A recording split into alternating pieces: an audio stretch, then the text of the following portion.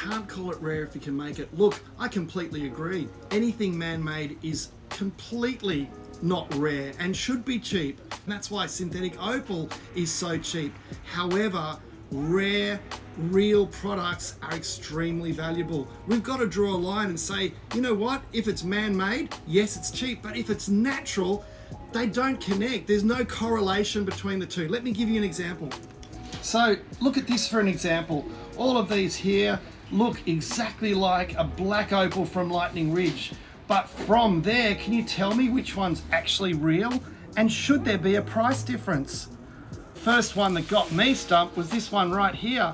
That looks so much like a black opal, but if you turn it over, it's actually Andamuka treated opal. So you guess this one? Well, you'd be forgiven for guessing this was a natural Australian opal because it looks almost identical to natural opal. This is what's called Gilson opal, which was invented by Pierre Gilson in the 1960s. And guess what? It actually has a water content as a created opal. So it's almost identical, but the giveaway is this pattern going right through the side. So maybe next you said this one is the black opal from Lightning Ridge with that amazing pinfire pattern, but it's a triplet.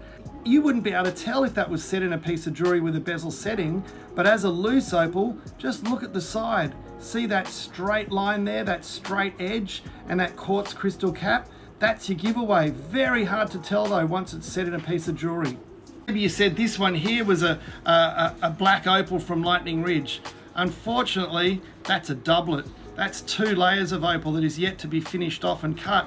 See, that's got that side there with the 2 layers. This one needs a little bit of finishing off, but that's actually a doublet of 2 layers.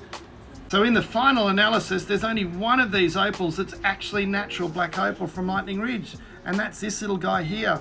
This is probably the best signature.